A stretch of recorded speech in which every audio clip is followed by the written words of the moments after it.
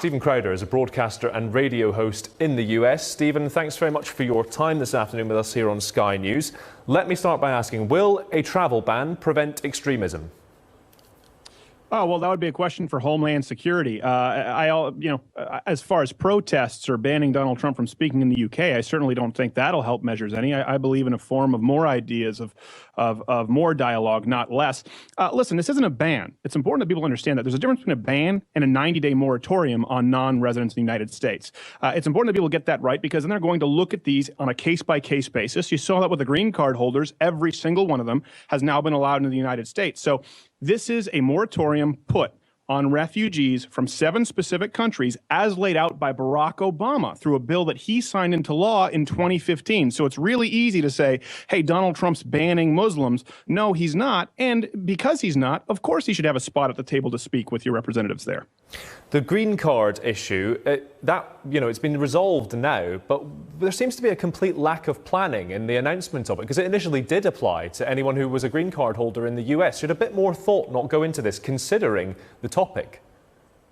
Well, again, I'd hate to correct your language. It didn't apply to anyone who was a green card holder not in the U.S. It applied to green card holders re-entering the United States, going into 7 Islamically war-torn lands where these refugees, anywhere else they've been settled, skyrocketing rape, skyrocketing crime. So it was people who have gone to visit green card holders re-entering the country. Now, was it poorly rolled out?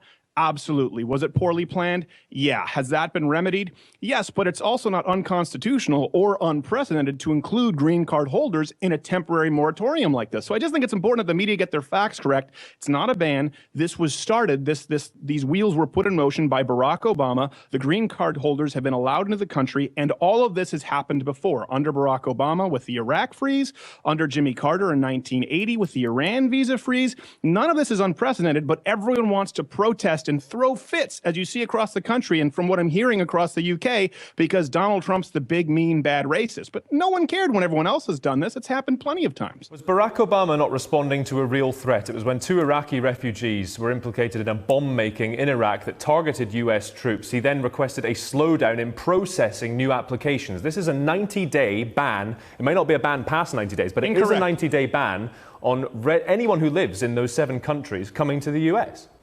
Incorrect. It's not a ban, and Barack Obama selected these 7 countries as well as the freeze during Iraqi immigration. So we need to get that right. It's not a ban. It's like being expelled from school versus suspended. You can be suspended, you can be right back in school, you're expelled, you're out, you never get back in. That language matters because you hear people out there. You see people getting sucker punched. For example, today at the Portland, Oregon airport, there's more violence carried out against Donald Trump supporters. By the way, I didn't support Donald Trump in the primaries. It's important to note, but I feel compelled to defend him by the horrible behavior that we see on the left, both from the left at large in the United States and, of course, their representatives in the media who use words that are incorrect or misconstrue stories because they don't like Donald Trump. It's not a ban. He's not the first to do this. And these issues are being resolved. We can have a conversation as to whether it was rolled out properly. And that's a conversation I'm willing to have.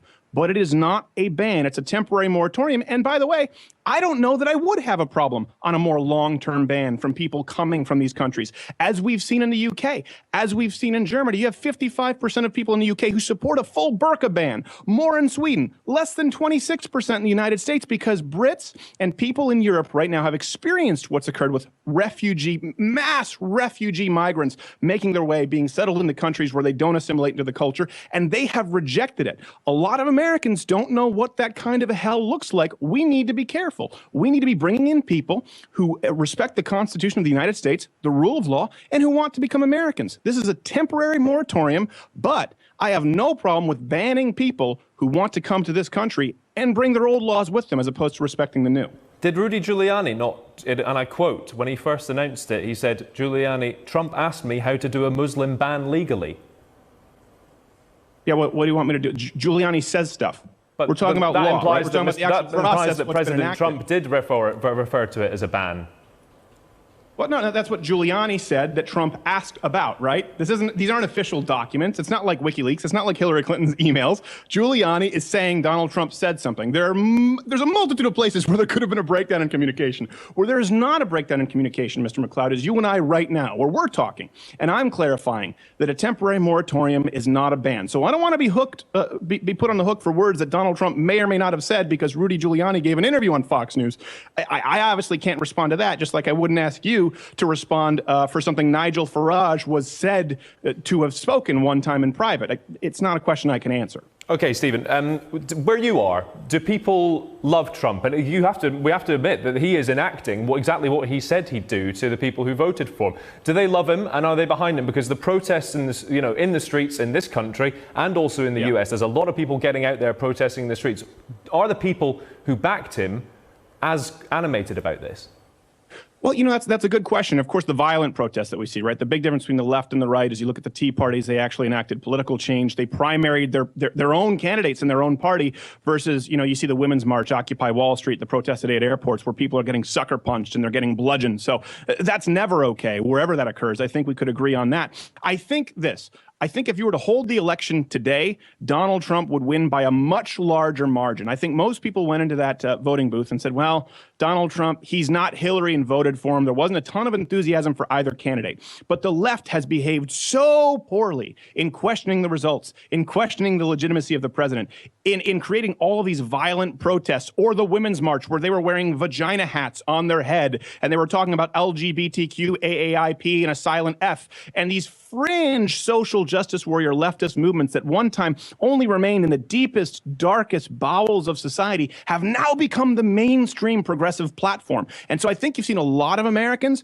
who didn't necessarily support Donald Trump, who didn't know how to vote, and now they're just loving to watch the meltdown. The left is being shown for the irrational, they can't control their emotions, the uncontrollable, irrational mob that they are, and you're seeing more people, as you see with his approval ratings. To be fair, there was no violence reported at any of the women's marches. There was violence reported the night before by some, probably on the left, but there was no violence reported across the world in those women's marches. You're tarring everyone with the same brush. No, I'm not. I'm talking about wherever leftists congregate, wherever there's a protest, there ends up being violence. So you can talk about Woodstock, you can talk about Woodstock 99, you can talk about the Occupy protests, you can talk about the airport protests. The Women's March was by and large peaceful, and that's why I said the Women's March, where they were wearing vagina hats, going up demanding abortion up until the day the head comes out of the birth canal, taxpayer funded, period, no exceptions. So I would say that every single one of these protests, whether it's Black Lives Matter, whether it was when Bernie Sanders, the Occupy kind of Wall Street movement, the Women's March, they're not in touch with everyday Americans who, by the way, would have voted Democrat. Think about this for a second. You have Michigan, the Rust Belt, Midwest, union voters supporting Donald Trump. The left has so far overreached, they've lost Midwestern union voters. You can't side with the vagina hats at the Women's March. You can't side with the Black Lives Matter and these protesters and the cabbies unions until you realize at a certain point, you've lined up against the entire rest of America. And I think it's a really rough time for Democrats in the United States and progressives across the globe. And they better get their act together, because you're going to see more people supporting people like Donald Trump who never would have in the first place. Hey, if you like this video, subscribe by clicking the button that says subscribe. If you're not aware of it now, there's no way you're learning the internet at this point. I'm not going to help you. But this was clipped from my daily show, available exclusively to LottoWithCredit.com/MugClub members. If you're student, military, or veteran, enter in that promo code. It's less than $6 a month, and you get daily content. No more clips, plus this hand-etched mug. Oh, when I feel it, I got a chill like on the inside.